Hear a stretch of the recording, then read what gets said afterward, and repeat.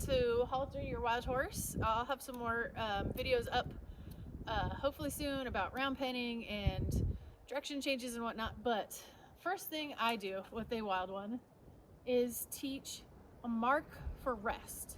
This can be anything. This can be a plank of wood on the ground, it can be a cone, it can be a banner you put up, it could be a scent. Whatever you choose as the rest spot needs to always be the rest spot. So I'm gonna use the 2 cones. She doesn't know what this means yet, but I'm gonna push her around a lot until she rests in between the 2 cones. And that's gonna be her rest spot.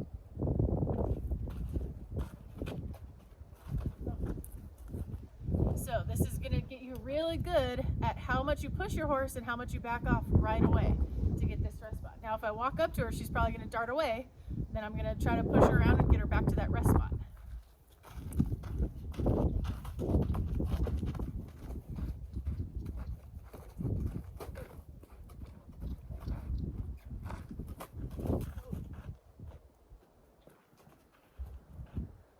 Close enough, we'll take it for now.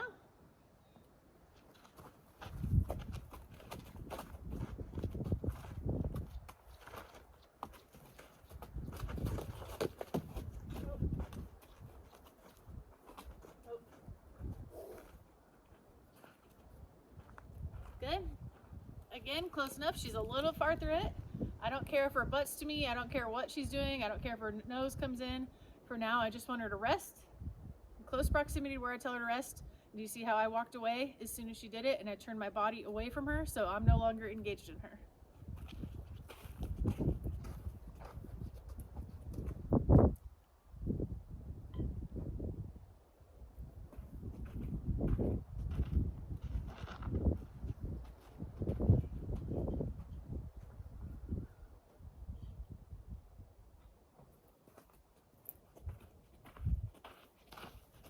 So to be fair, it's been about an hour of work to get her to this point.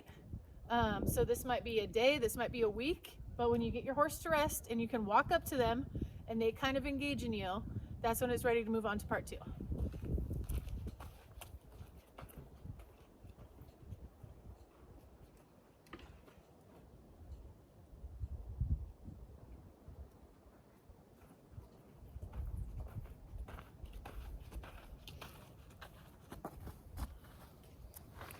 All right, so now we're gonna move on to part 2. So introduction of the halter and touching.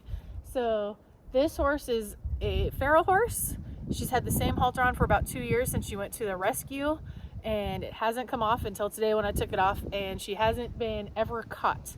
She's always been in the same pen, just kind of living there, but she can be pet on when they clean her stall. So it's kind of interesting how she kind of allows touches, but she's not trained at all. So when I first took her halter off and she was running everywhere, it took me about an hour to get her to stop and be able to touch her again. So I'm gonna walk up, touch her, introduce the halter. They said she couldn't be haltered, so that's why they just left it on. So we'll see how that goes.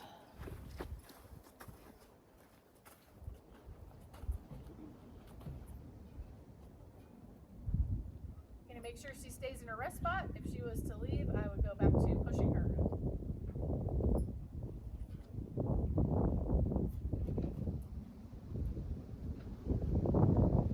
Introduce, take it away.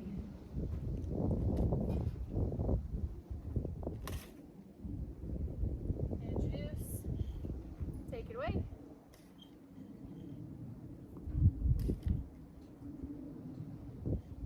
Need to be able to hit on both sides.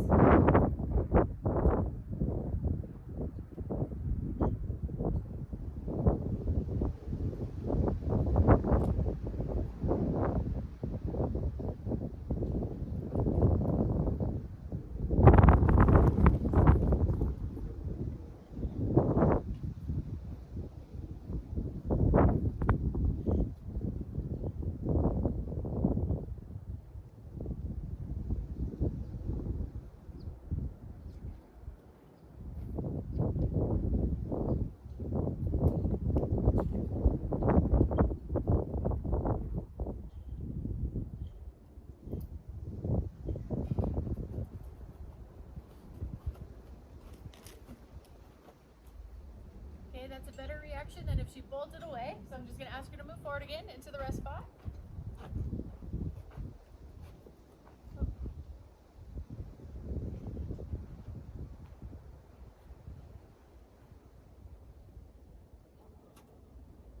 Just let her make the decision.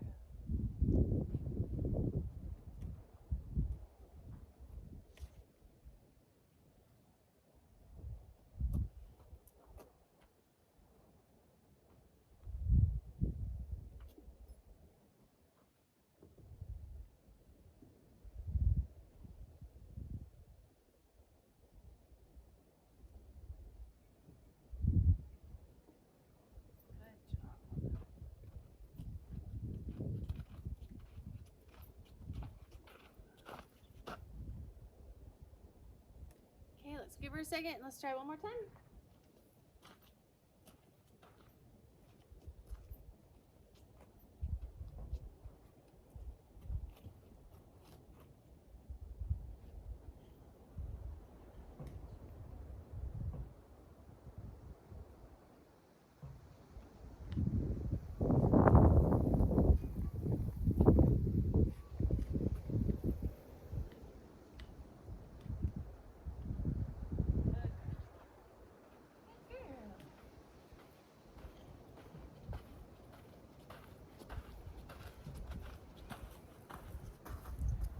Okay, hopefully that was helpful. So let's see, pick a starting point where they have to be.